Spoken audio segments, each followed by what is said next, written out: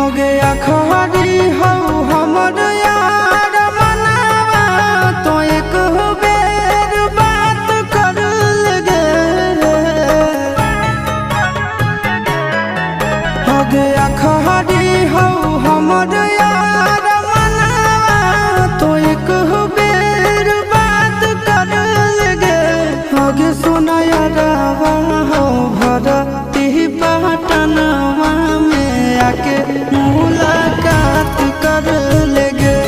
आगे सुना यारवा हो भरती पटनवा में आके मुलाकात कर लेगे।